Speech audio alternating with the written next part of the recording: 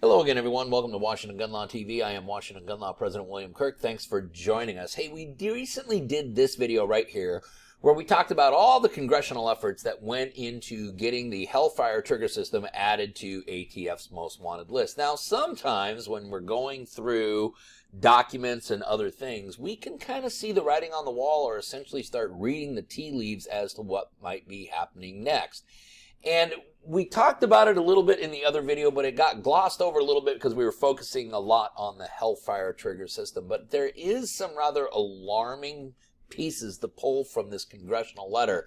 And I think we all need to be aware of that because I think things may change for us. So today, we're going to spend a few minutes and talk about how the ATF is going to reverse course on binary triggers.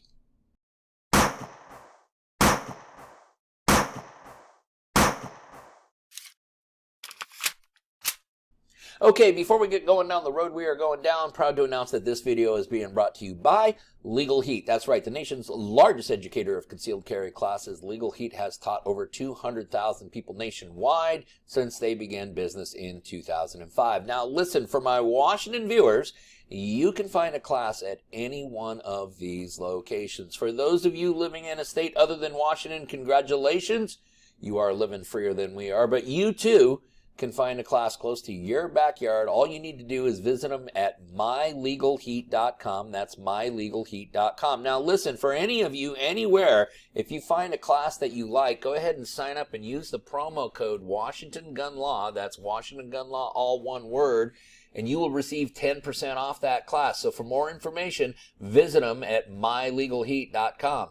Okay, so as a follow-up to this video right here that we did about how did the Hellfire Trigger System get onto ATF's hit list, and the answer is that a bunch of members of Congress wrote a nasty, nasty little letter to ATF saying, hey, you need to make this thing illegal. And they used some examples that you can bore yourself or geek out if you want, however you want to see it, on the other video. But essentially they used the Branch Davidian and some other examples. And then, of course, pointed out that even though the Hellfire Trigger System was not used in any of these, they could have been. And so, therefore, that's why that system needed to be outlawed. Now, here's the more concerning thing. If we recall this whole trigger saga with ATF, and this goes back now into spring of this year, we will remember that on March 22nd of 2022, ATF issued a letter an open letter to FFL stating that they had come to the conclusion that forced reset triggers and wide open triggers constituted a machine gun under federal law. But when they made that finding, ATF specifically excluded binary triggers from it. As a matter of fact, the letter specifically stated these particular FRTs are being marketed as replacement triggers for AR-type firearms. Unlike traditional triggers and binary triggers, sometimes referred to generally as FRTs, the subject FRTs do not require the shooters to pull and then subsequently release the trigger to fire a second shot. And again, we've done some videos about that open letter and what that really meant. But here's the thing. In that letter, ATF specifically said that, hey, unlike traditional triggers and binary triggers, and so it was safe to assume that binary triggers had been excluded from ATF's interest level, if you would, as it related to this whole trigger saga. Now, we knew that they were very interested in the FRTs, forced reset triggers. We knew they were very interested in the wide open triggers, and many of you have found out what their level of interest was. So yes, it is my belief that the binary trigger is going to end up going the way of the forced reset trigger, the wide open trigger, and the Hellfire Trigger System. Why do I believe this? Well, because we know that Hellfire's trigger system ended up on the hit list because of congressional pressure. And there's no reason to believe that congressional pressure wouldn't put other items on that hit list. More importantly, when we take a look at the actual letter that was drafted by members of Congress and sent to the ATF in July, I want you to pay careful attention to how many times the binary trigger is mentioned, especially in the demands that Congress made upon the ATF. Now, in one paragraph in this letter, it specifically stated, as with bump stocks, when firearms are equipped with binary triggers, forced reset triggers, or Hellfire triggers, Shooters can simply hold their index fingers stationary after one initial trigger pull to continuously bump fire an entire magazine's worth of ammunition in seconds. And so even though the ATF has excluded binary triggers from their considerations, you can see that Congress, who usually does not understand anything about firearms whatsoever, they're not excluding it. In fact, they're grouping it into this same category of triggers. Now, as I mentioned earlier, Congress made several very onerous demands of ATF. Now, ATF is going to have to come up with a lot of information and data to supply these demands, but pay careful attention to what Congress was asking of ATF.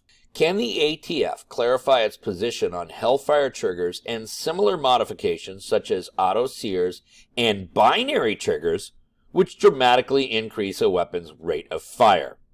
Why does the ATF hold that a single function of a trigger only means a trigger pull and not the release, with the understanding that it is impossible to pull a trigger without releasing it at some point, even with binary triggers? Has the ATF inspected videos and other marketing materials of binary trigger producers? What steps will the ATF take to prevent Hellfire triggers and similar products from being used in future mass shootings and criminal endeavors? And finally, has the ATF withdrawn the 1990 approval letter?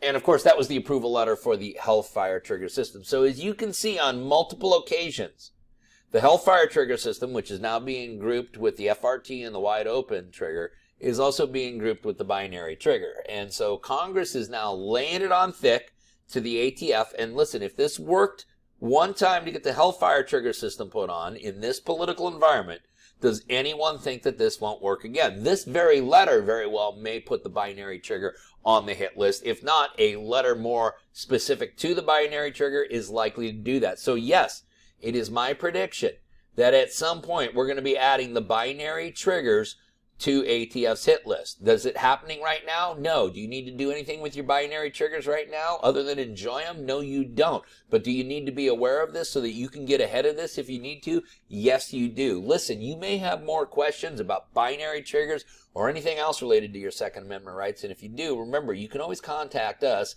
at WashingtonGunLaw.com, or of course you can call us directly at 425-765-0487. Now, let's remember, part of being the lawful and responsible gun owner, like we talk about all the time here at Washington Gun Law, is to know what the law is in every situation and how it applies to you in any instance that you may find yourself.